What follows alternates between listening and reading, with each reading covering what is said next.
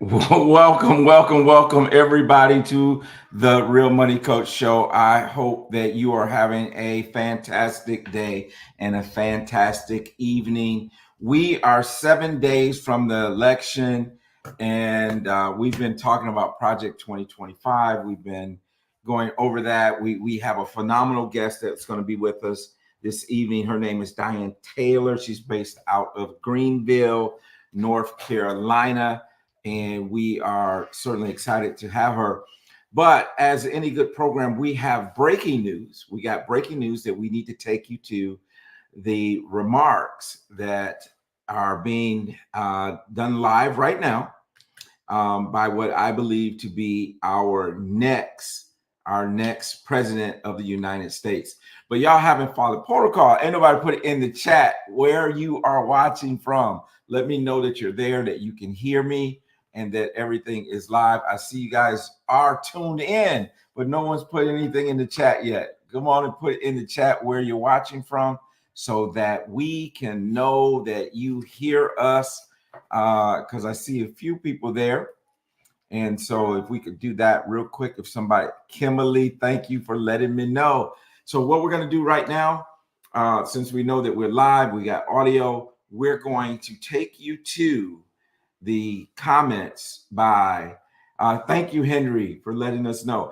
And by the way, you all, we will be on the air next week, election week. And we do have Professor James Taylor from the University of San Francisco. He's a political science professor there, and we will be having an abbreviated show talking about the results of the election as they roll in. So right now, let's take over to hearing the comments from Vice President Kamala Harris. I see it in the young people who are voting for the first time, who are determined to live free from gun violence and to protect our planet and to shape the world they inherit. I see it in the women who refuse to accept a future without reproductive freedom, and the men who support them.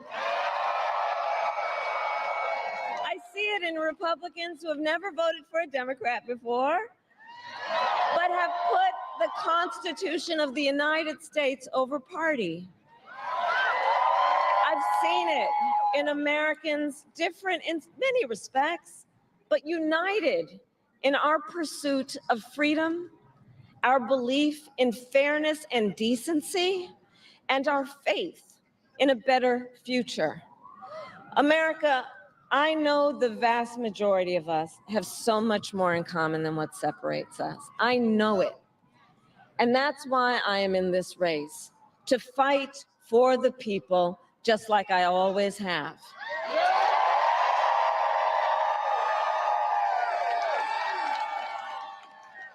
Nearly 250 years ago, America was born when we wrested freedom from a petty tyrant. Across the generations, Americans have preserved that freedom, expanded it, and in so doing, proved to the world that a government of, by, and for the people is strong and can endure.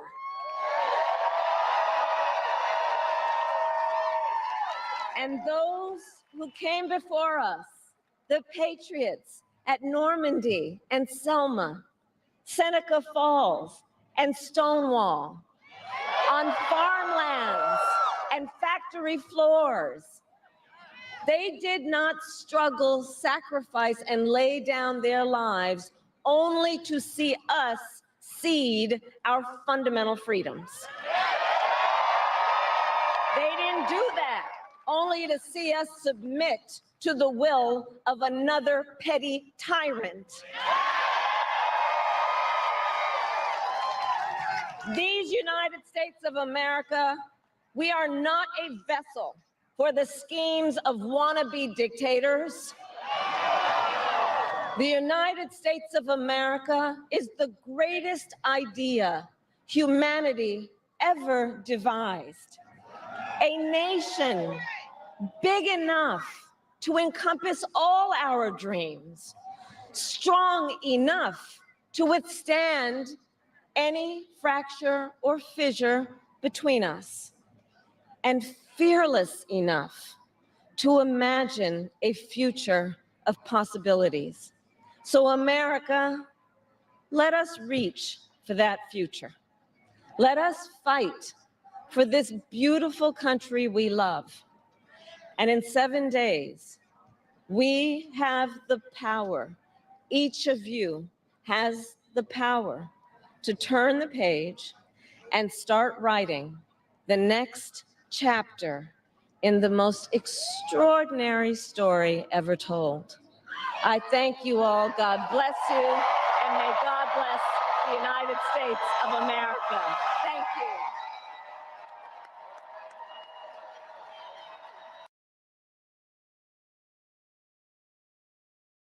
Was a great way to kick off our show. Thank you, Henry, for being here. Timothy Day, thank you for being here as well. Let me do this. Let me bring on my co-host, Mrs. Michelle Mitchell, all the way from Kalamazoo, Michigan. Hey, Michelle. Hey, Tony, how you doing tonight? I'm good. How are you? Good, good. We had a little impromptu video. Yes, Seeing the remarks from Kamala Harris, and I'm excited about this election. I'm nervous about the election. There's a lot of different things that's going on. Yeah. What's going on in Kalamazoo before we get into all that? Kalamazoo. Oh man, we had a above 70-degree day today. It was nearly 78 degrees, probably. Yeah. Listen, that don't happen here. Hello, Alice Martin. Thank you for being here. Listen, Michelle, I was in Chicago over the weekend. You probably know that because you probably talked to my wife. It was cold. It was cold. It was cold in Chicago. It was a little chilly. We're not, North Carolina, we ain't getting this guy. 46 degrees in Charlotte feels a whole lot different than 46 in Chicago. Yes, you are correct. But we had a great weekend, great conference. That's awesome. Yeah, and so just really good to see. What was so remarkable, and I'm got to do a social media post or something about it, but just to see that many people together that look like us, talking about investing, talking about wills, and talking about creating wealth and generational wealth and all these type of things. It was so powerful. Wow. And Lisa talked about how good the conference was, and so it's going to be back in Atlanta next year. Okay. So maybe the Mitchells and the Jacksons will meet up in Atlanta. And we can. The Boyce Watkins Conference. That's right. The All Black National Conference, and so great time there. I do have a quick announcement. Your boy's gonna be honored as who among who's who in Black Charlotte, and so I was really tickled. I mean, I got that. I was like, wow, that was pretty awesome. Yeah. Last week, I was supposed to be in Atlanta last week for the book launch of Masterpiece book. Oh, that's right. Yeah. So that I wrote a chapter in. I skipped it, y'all. I'm gonna be honest with you. I skipped it. You skipped it? I skipped it. Listen, Michelle, I was like, that drive ain't happening. And then knowing that I had to go to Chicago later in the week. And so I didn't make it to the book launch, but sometimes you just gotta say, hey, you gotta know what you can say no to. Right. You're in the book. Right. And having control of your calendar, that's absolutely. So hello, Timothy Day. Yeah. Henry said he's watching all the way from Texas. So that's pretty awesome. Yes. That's pretty awesome. Yeah. So I want to get into the discussion about what we just saw in terms of the political climate that we're in. And so we have a wonderful guest that's going to join us. I think we'll still do our couple commercials that we normally do if we can cue those up. And then when we come back, we will have our guests with us. Thank you all for your congratulations. I appreciate that. Um, we will have, we will have our guest. Her name is Diane Taylor, based in Greenville, North Carolina. She's the founder of the full book service publishing company called Tailor Made Publishing. And I saw some of the things that's so interesting because they kind of specialize in children's books. And, Cameron's his book. How is Cam's book coming? Cameron's book is coming slowly but surely. We working on it. He's a busy guy. He's a busy guy. Okay. He's a busy guy, and I'm a busy guy, and so we getting together. And so go Cameron. We're really pulling for Cameron to make the basketball team. So yeah, so the 4th and 5th graders, and of course he's a 4th grader, so he's one of the younger kids. So but our guest, she's a community advocate, does a lot in terms of some of the things we've been talking about Project 2025 and those things. And she's also the chairperson of the Greenville Pitt County Convention and Visitors Bureau. She's previously director of substance abuse and prevention at Power of You, Inc. And so she's got a lot of accolades, great person. So I'm looking forward to having a wonderful conversation with her after we take a couple quick commercial breaks, I believe, Dante. And then we will go into and bring on our guests and have a conversation.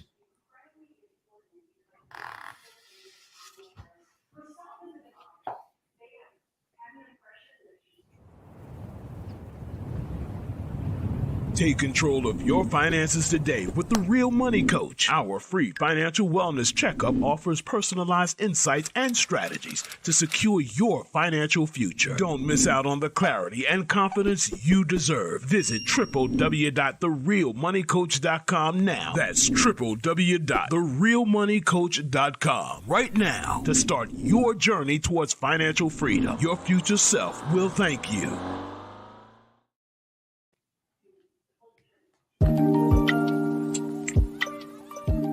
Do you have passion for your business but feel like your finances are falling short? Running a business takes more than a great idea. It takes a solid financial plan. Mitchell Consulting can help you turn your passion into profit with their financial advisory services.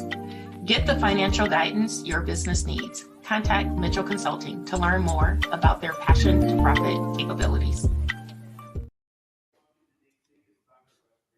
All right, Michelle, for those who may be listening by podcast, tell us how we can get a hold of Mitchell Consulting.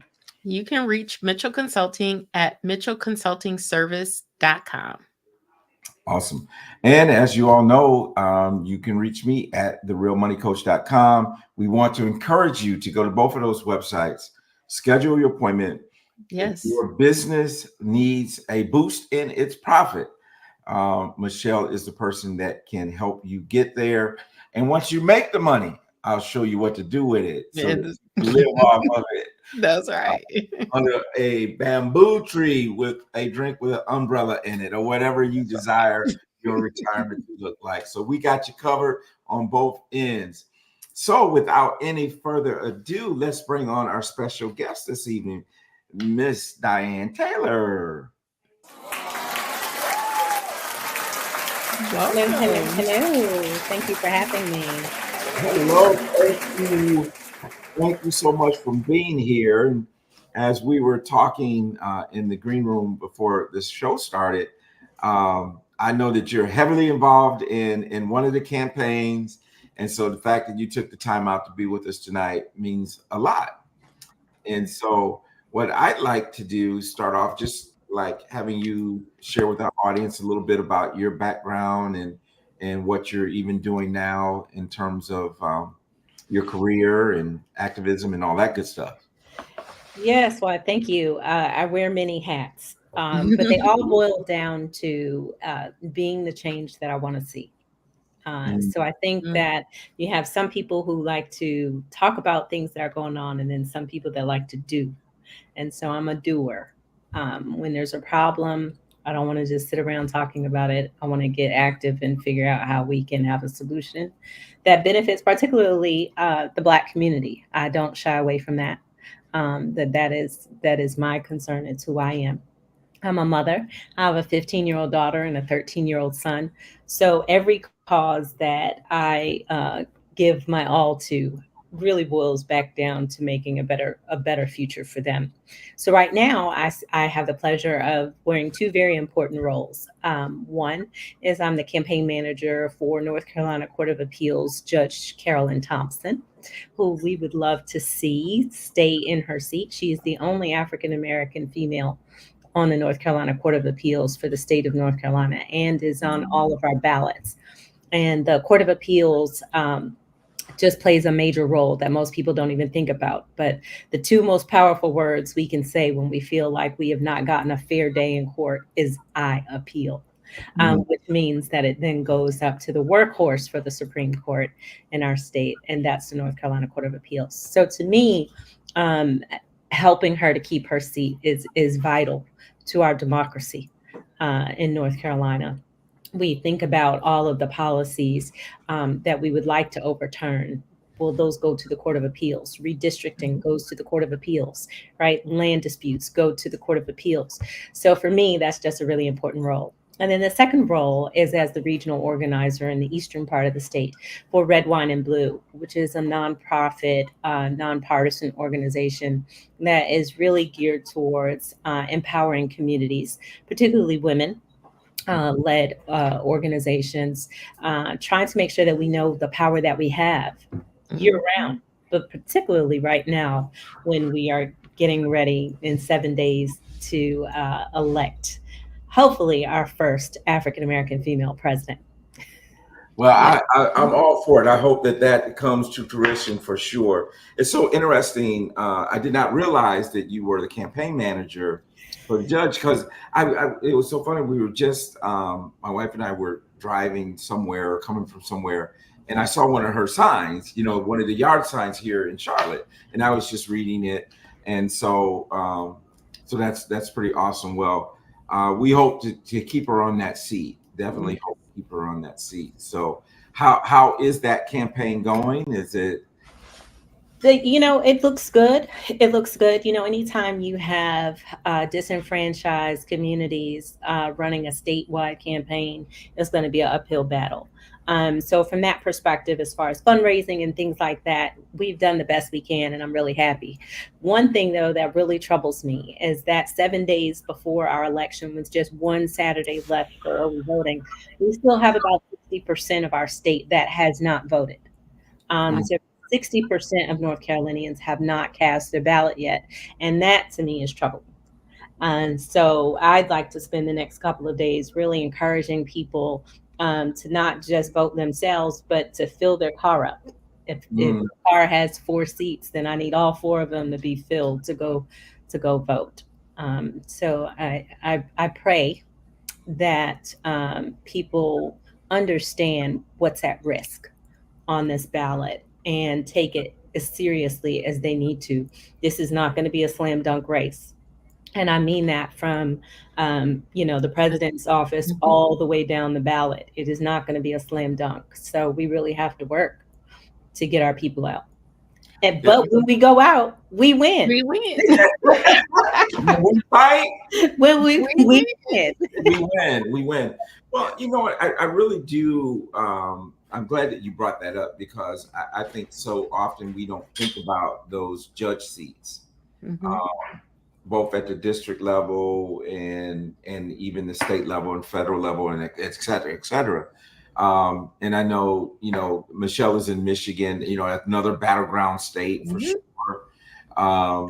And so I think it's just so important to talk about and to vote the down ballot as well. Anything else you want to kind of say about that in terms of? Yeah, I mean, we got to remember that Sherry Beasley lost by 401 votes in our state. So, when you look at, we lost every judicial race in the last election, every one, and that was strategic but it also is the reason why we have so many disputes right now in our state, where they're throwing out hundreds of thousands of ballots, and all kinds of things that could be addressed if we had a balanced court.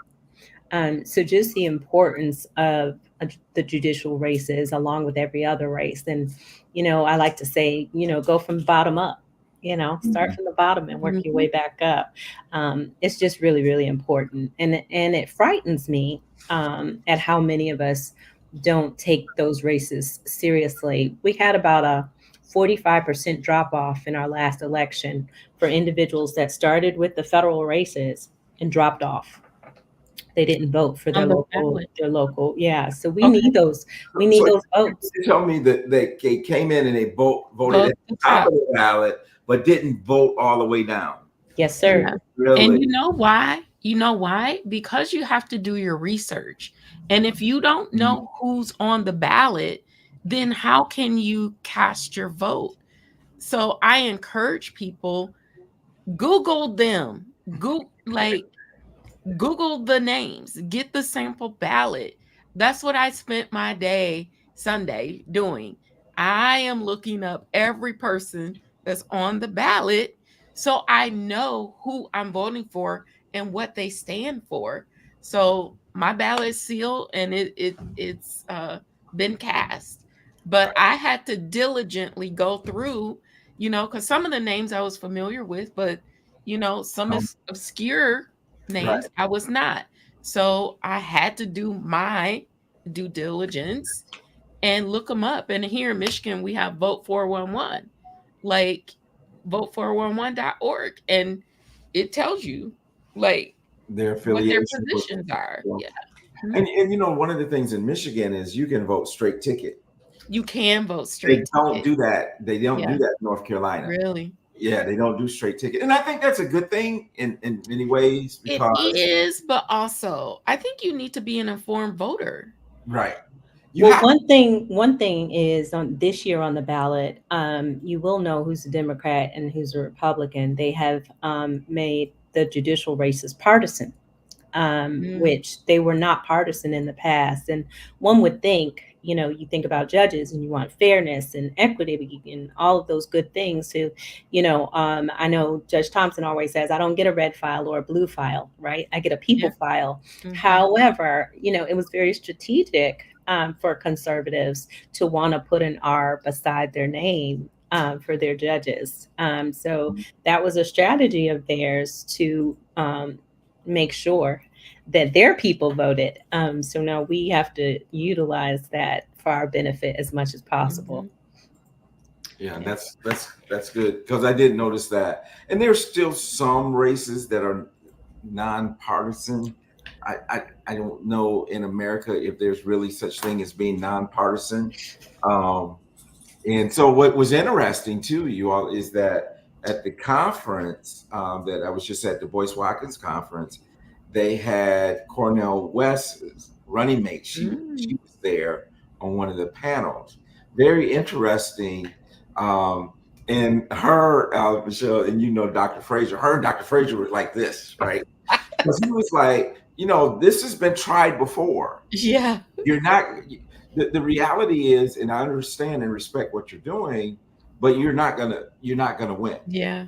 And so you're disrupting something and could cause issues by doing this and not being strategic with it just to get your message across. So the political environment is really, it's quite interesting this year. It's hot out there. It's hot. Them streets are hot. It's hot. It's hot out in these streets, right? In these voting streets. So it's interesting. And we took our grandson to vote with us. And so Cameron went in and I let him, do the ballot and that kind of stuff. And it's interesting too, because one of the races, I won't say which one, we'll know which one, but he asked me why I wasn't voting for the Black candidate. And so it gave me a good opportunity to share with them that we don't vote for someone just because they're Black. That's right. We don't vote for someone just because they're a Democrat or a Mhm. Republican, Right. or whatever side of the aisle you fall on. We got to know, to your point, Michelle and Diane, that we got to know who we're voting for and why. But Mhm. the emphasis that I really wanted to make tonight is that if you have not voted, get out and vote. Go cast Yes. that vote. Yes. Here, I don't know when the end date is in Saturday. Michigan, but Oh, here in Saturday. North Carolina, it's Saturday, right? Yes, I think it's the 1st. Okay. I think it is. And here you can vote and register at the same time Yeah, here in too. early voting. Now, Mhm. when the voting day comes, you can't do that. And We so, can. yeah, we Mhm. can't here. Mhm. So it's going to be an interesting race. It's going to be, Yeah. I don't know, how as a campaign manager, how do you guys feel about like the polling and all that? I mean, Is it real? That's yes, what I want to Real. know. I'll tell you this. I start out, initially she started campaigning before the primary. So in around February, I felt like polls were important to kind of help us strategize specific areas or to hone her message. But that's really about it. When you get to this point in the program, as I like to say, Mhm. it's one of those things where I'm in this world and I don't do polls. So, you know what I mean? So, how many text messages do we get a day? How many, calls do we say stop?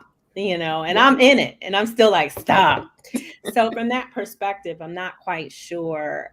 Depending on the candidate, I'm not sure how beneficial it is.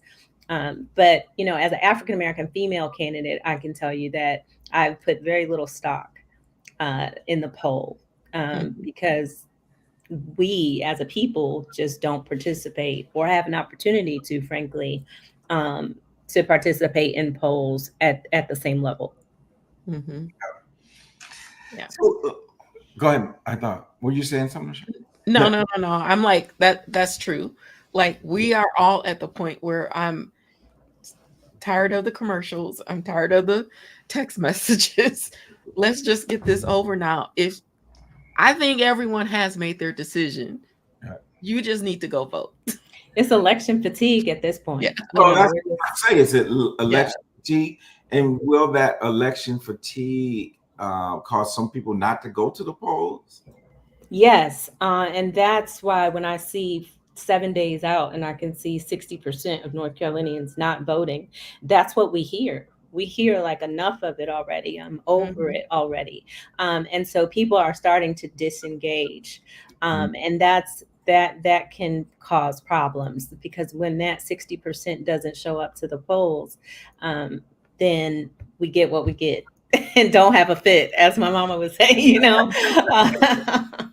So Well, on our show here, we've done a lot on Project 2025.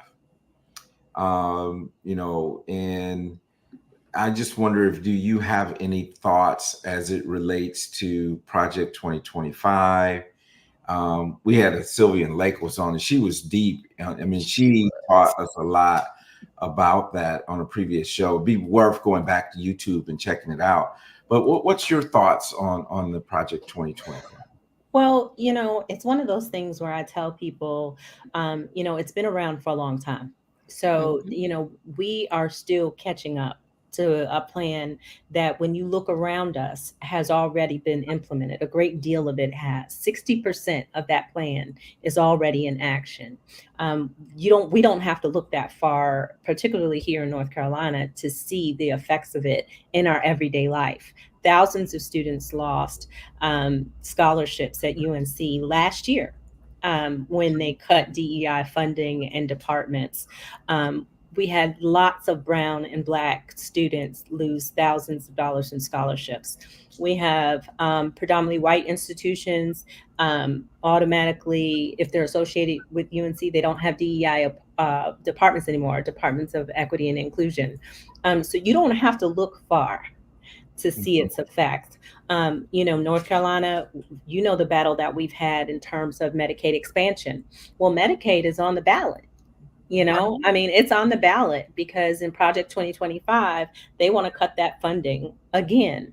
So here we are just getting hundreds of thousands of people access to Medicaid, and yet going to potentially snatch it all away again. And it really disproportionately affects our community.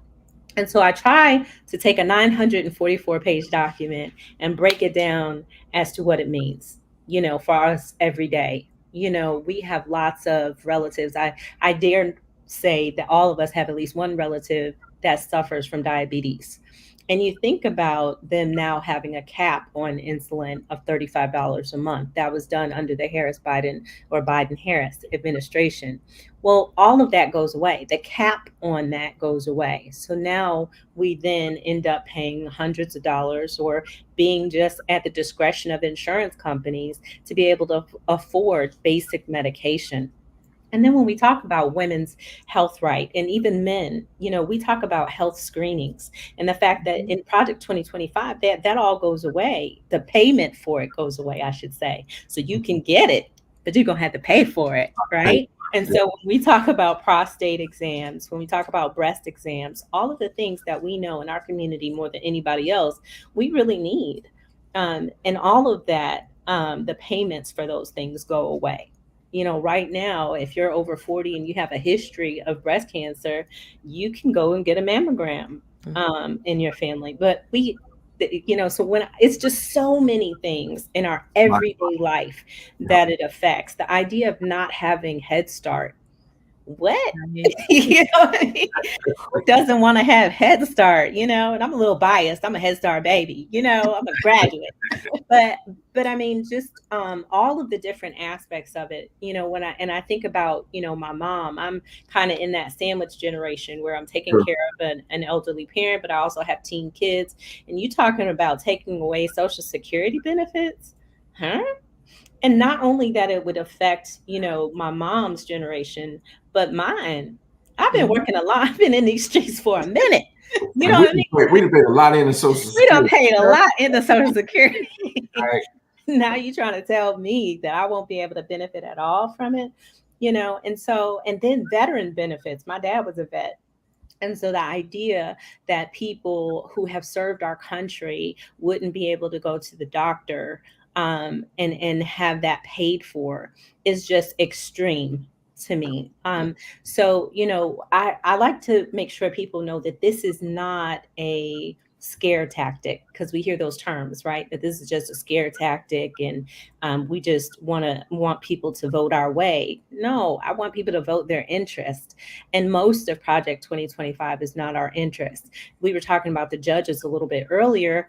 And even that, do you realize that Trump was able to put in more federal judges in his first 2 years than in 8 years of the Obama administration? In 2 years, he was able to put 12 federal judges into office. So these are things that, we really need to think about in terms of what it means to not fall in line when we talk about this election. We need to stop trying to fall in love with people and fall in line with the fact that the opposite is an extremism that does not work in our favor. So very well said. Yes. So very well said, because it's just, when you start to go through some of that and that's what our other guests talked about. So much of it has been implemented. And I was having a conversation with someone today, and they did not realize that until Ronald Reagan, that Social Security was completely tax-free. Yeah, that's right. He implemented under his administration, implemented taxing people on their Social Security benefits. Mm-hmm. And we know that most of the time, many people in our community and other marginalized communities, that's where we have the majority of our retirement is coming from Social Security. Mm-hmm. And so if that goes away or it's reduced or something like that, then that's a whole nother ball game that we're going to have to deal with poverty. Exactly. And the health disparities, one of the things I volunteer on is the board. On the board of trustees for ECU Health. And when I think about the health disparities that we as a disenfranchised community face, we're still battling HIV and AIDS. People kind of assume that this is all about reproductive health. Well, not necessarily. It's also about everyday health. The idea that we wouldn't have STD screenings when we still rank as a state in North Carolina. Anyway, I'm not sure about Michigan. I'm gonna have to look it up. But I know that here we still rank 12th highest for African American women in terms of testing positive for HIV. So this is not a time for us to play with not having screenings available and let everything. It'll be a cost. You can pay for whatever, but what they are trying to do is to privatize every aspect of what we currently have, and that privatization makes us lose as a community. Even the prison system, even the penal system, private student loan privatization, it's interesting to me how. Well, we know one of the big news items that came out last week was with the newspapers that would not endorse my candidate. But go ahead. I'll digress. That's all right. I think we hit a nerve. We hit a spot of importance. Let's put it that way. But it's that whole bullying and people are afraid of retaliation, and that makes this election even more important because that stuff is real and they know it's real, right? And you raise an interesting point that I'm not sure that we have paid enough attention to. We've always been a country that allowed lawn signs, and you had neighbors that lived next to each other and they may be supporting different candidates. This is a different atmosphere. This is an atmosphere where I'm in Duplin County wearing my Kamala shirt like, oh, maybe I shouldn't have done that.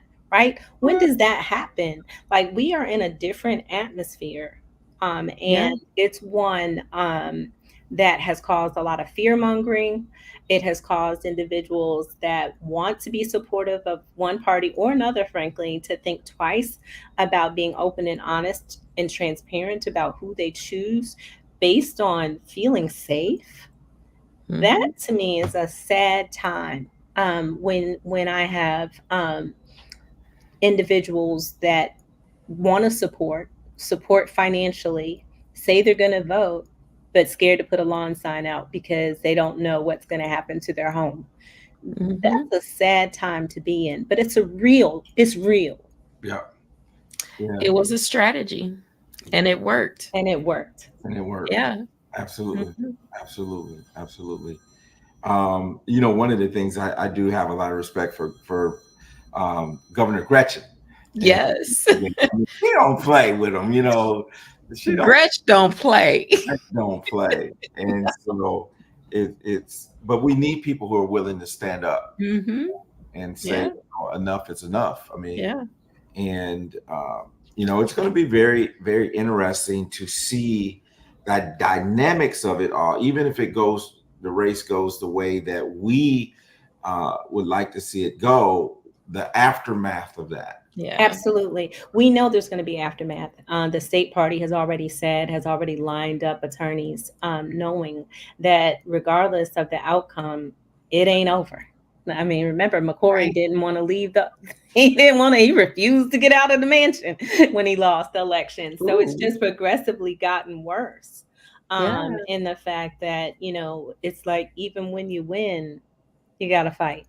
So, to watch the state party have to come up with a defense for winning is just bizarre to me. Yeah, it is. Look, one of the things that has bothered me, and I don't know, you might know a little bit better about sanctuary cities and, this really demonizing of immigrants. Um, Yeah, and if you it's watch the tough. news in the commercials, you would think that every murder, every rape, everything violent that has violent crimes have been committed by immigrants.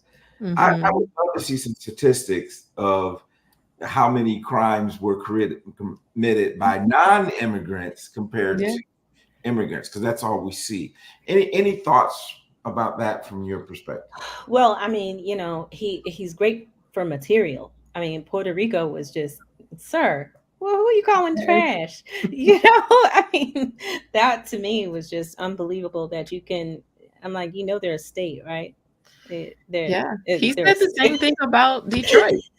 Right. Right. He Oh, did. Yeah. the Yeah. choice was enacted a Yeah. total fool, right? Right. Right. So, So it's just bizarre to me. Of course, the statistics don't back up any of that rhetoric, but I will tell you that it is so important for us to engage our immigrants in this election. I know on the North Carolina ballot, this amendment to talk about deciding or describing what a citizen is dangerous. That is dangerous for citizenship. some language on there, Michelle. You look Yeah, so the whole point of that is to leave it up to the legislature to decide um, what a citizen is, and that never works out well when when you want to legislate citizenship. So Right. I tell people, that's one of those amendments that kind of just snuck its way right onto our ballot, but will have detrimental effects, particularly for individuals who are born naturalized. Mhm. So, right now, if they're born here, they vote here. Mhm. And so, what they are trying to do is to say, no, no, no, no, you got to go through this process, whatever that looks like, before you can vote here.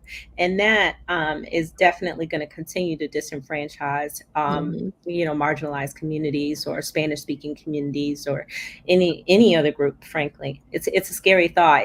It's Pandora's box. Mhm. When you open something like that up for interpretation. And wow. it's anti-American, you It know? is. We were built on immigrants, right? Everyone was an I'm immigrant. like, listen, everybody came here as an immigrant, either by will or force. Right, Right. voluntary or not. Or We're Right. all right. immigrants. Yeah. Right. So interesting. So let's lighten it up a little bit. So I've never been, I was thinking Greenville, South Carolina, but you're Greenville, North Carolina. I'm Greenville Tell North. me about Greenville. We have someone that just moved there that we know from Cincinnati, took a job with the university. So tell us, as being the chairperson of the Visitors Bureau, what reasons? The Why visitors. should we come to Greenville to visit? I want to know. Man, listen, there's a thousand reasons. There's a thousand reasons to come to Greenville. But in all seriousness, Greenville, North Carolina is strategically placed in eastern North Carolina, whereas we are close enough to the mountains, the beach. And so you have, yeah, so I'm an hour and a half away from the beach.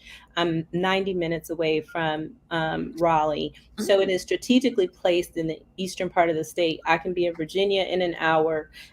We have tons of bike trails, lots of water, both inland and the ocean. One of the really cool things about being inland is we are the home of where the ocean also meets the other water. What do you call it? My brain is gone.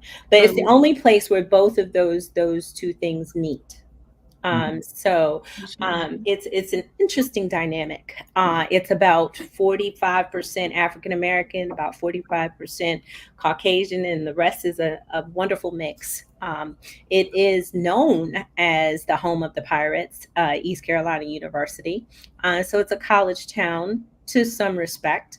But we also have large industry. So our community college ranks in the top 10 in the state, Pitt Community College, and there's lots of different industry there. So lots of different things to do, from barbecue to breweries, you name it, we have it. So I always say I'm always going to toot the horn for Greenville, North Carolina. Greenville, North Carolina. We're gonna have to make our way over there to Greenville, Yes. North Carolina, and check it out. We were in Fayetteville for the first time not too long ago because we've been in Charlotte about 10 years. So we haven't gotten over to that eastern side of the state often, but I do hear good things about Greenville. Now it all makes sense too, as we were talking about being that close to Raleigh. Because if my map was all wrong, I was like, okay, now it makes sense. Oh, that's right. Because you kept thinking, no, I should have been in Charlotte. No, Right. the other side, Greenville, North Carolina. Yeah, So, yeah, it's in a perfect little pocket where we very rarely are affected negatively by storms because we are inland just enough, but close enough for a day trip to the beach and back home without a lot of issues. So yeah. Awesome. Love that. So now we want to talk a little bit about your entrepreneurship that you have going, particularly tailor-made publishing. So tell us a little bit about tailor-made. Yes, so for 15 years now, I have had tailor-made publishing. I started it. I was a journalist by trade. I'm a broadcast journalist major, went to Morgan State University for my undergrad, went to ECU for my technical and professional writing degree. So I've always loved writing. Never quite thought about how a book gets on a shelf until I met a gentleman from Kinston, North Carolina, which is about 15 miles south of Greenville. And he was a Negro League baseball player by the name of Carl Long. Carl Long was the youngest Negro League baseball player to be recruited, which also meant he was the only one to play in a segregated and integrated league. And that's what made his story compelling to me. And I'm not a baseball fan, but I love stories. I think we all have one, and it's important for us to tell them. And he asked me to write his book. And after many years of saying, I don't write books, I write press releases, I finally did write his book. And then I asked him who was going to publish it. And he said, you are. I mean, because where do you go for a first time author to publish? But you know that, Tony. It was difficult then. So I decided to learn everything there was to learn about self-publishing. And as luck would have it, or the universe would have it, that book, as soon as I came off the press 4 hours before he met with President Barack Obama, and I met him on I-95 with 2 copies of his book, one for President Barack Obama and one for himself. And within 4 months, I had a full-fledged book publishing company. Wow. So it really happened just that fast. And although we publish particularly nonfiction Black stories, I found myself with 2 small children and not having children's books that reflected who they were. And so I made them. And then I quickly realized that this wasn't a challenge that we were just having here in North Carolina, but it was an international problem, because books, even in the motherland, were not reflective of the people that were reading them. And so my whole focus and niche became that of Black children's books, nonfiction Black children's books in particular. Okay. So how can we learn? How can we teach our children? How can we teach our children at the same time as entertaining them, at the same time as empowering them and uplifting them? We do that through books. Yes. I love it. I love it. Some of the books on the website, and love what I saw there. And I was like, oh yeah, this is neat. This is really needed, because when we grew up, particularly in Michigan, I don't know what it was like in other parts of the country. Well, you're from upstate New York, right? Yeah. So there weren't dolls, there weren't Kens, there weren't those things that look like us, right? And you got to think about what that does to your mind frame. One of the things that Cameron had said is that the voter guides that were coming in the mail. He was like, "Why is there so many white people on it?" He's like, I didn't notice that because his dentist is Black, his doctor's Black, his allergy doctor is a woman of color. I mean, he's used to seeing Black professionals. Where when we were growing up, I had a Black doctor, but that was it. That was it. There was no Black dentist, there was no Black eye doctor, none of those other things. And it's not, we have to support our own. We and do. and Unapologetically. unapologetically. And that's one of the things I love about the Boyce Watkins things, right? Because it's B1, it's the name of his tribe, if you want to say that, which stands for Black First. Yep. And Yeah. so, and it's like There's a difference in where you live in yes, that motto. yes, absolutely, absolutely, 100%. And but you know, it's Black First, but not Black only. Mhm. And I think that's Right. I like that. Yeah. you know, because Yeah. we also don't want to create the opposite of that. Right. You can't, you don't know how to talk with other people and all that Mhm. stuff. Because my little goddaughter-in-law, she's the sweetest I person. know she is. And so, you know, we have to make sure that we're balanced, Mhm. but also say, okay, we're going to support our own. Right. And so that's kind of, And every other group gets to do that, right? Yes. And so one of the things I think as a journalist, it was important for me to tell real stories. And part of that is knowing that it is history. Our history is history. Mhm. And so it really can't be disputed. And, you know, I have just as many white teachers interested in our literature as I do Black teachers. And the reason is because they didn't know it either. You know what I mean? So, you know, actual and factual doesn't go away, even with these book bans that they're trying to well, I instill. was just going to ask about the critical race theory and some of those things. Yeah, and most of the books are Black authors or Black content, Black and brown content. So it's not by accident. You know, and many of the school districts here, they've already taken out any books that have the word slavery in it, any books that have any kind of innuendo to LGBTQ plus from middle school and high school is gone in many of the school districts here.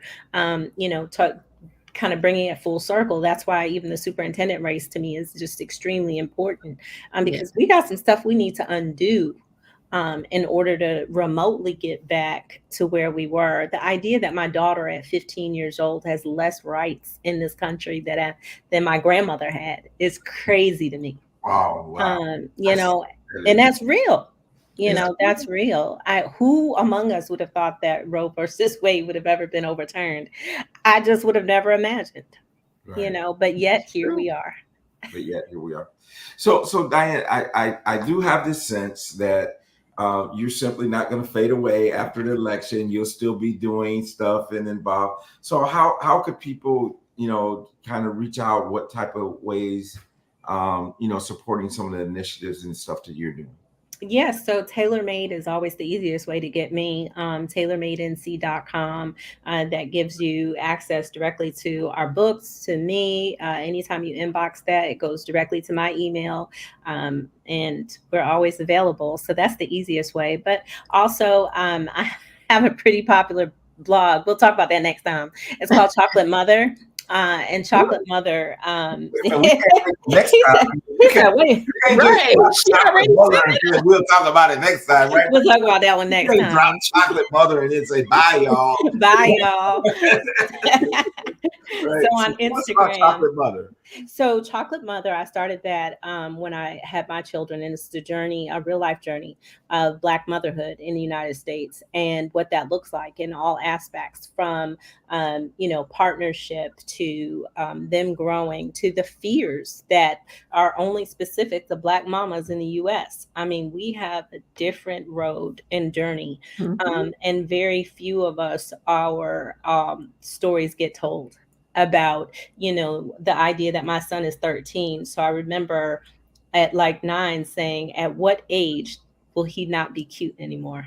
To them. Right. He's always going to be cute to me. I'm his mama. But there's a certain age, you know, and we don't know what that is. But I just know that one day my son is going to be looked at as a threat.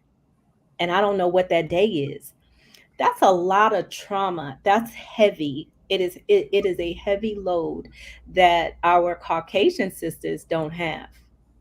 And so, you know, when we think about our husbands and our sons walking out of the door, the anxiety level that we have, that's a unique experience that we share that other people couldn't even imagine if we didn't tell them.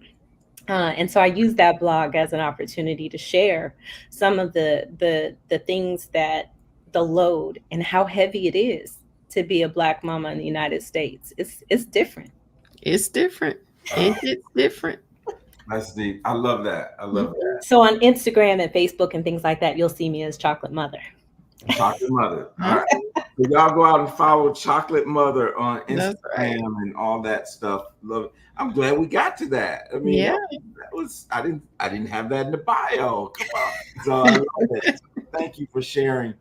Y'all, it is election time. We want to remind you, if you have not early voted yet, make sure you do go early vote. Know when the deadline is. Don't wait till the last day, y'all.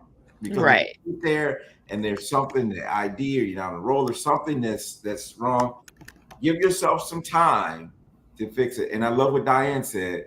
You got 4 seats in that car. Fill them That's up. right. Somebody's looking. Somebody needs to ride to the polls, and even Mhm. if you're disabled, in most of all the early voting polls here in North Carolina, there's curbside voting as well. So make sure you get out and vote. Support our Judge Thompson. That's right, Judge Thompson. Support right. Judge Thompson. Support. Make sure you vote all the way down the ballot. Make sure you Yes. get them all in, and we'll be here in some form or fashion next. Whew. On election night. You're welcome to come back and join us if you want, but we're going to come back. We got James Taylor, Professor James Taylor, that's going to be here, and we're just going to see where we are at this time in the election at 8 o'clock. What time we come on? 8 o'clock. 8 o'clock. 8 o'clock. I mean, the polls close at 8, right? Do they Yes. close at 8 or 7? Well, here 8. they close at 7. They might be 8 there. It depends on where I they thought are. they closed at 7. They close at 7? Okay. Here Yeah. they do. So It might be 8 where you are. we're going to come on an hour after the polls. Maybe we'll do a little bit of what we did tonight, show a little bit of live broadcasts or whatever, and then we'll just, what's that? I would like to be And I on would- in somewhere. And I want people to go check your registration, y'all. Check your Yes. registration. They're kicking Check your people off the rolls on purpose. So here they can go to ncsbe.gov. Check your registration. Awesome. All right, y'all. Well, thank you again for being on. Everyone, have a wonderful night, and make sure you go out and vote. Take care, everybody. Have a good night.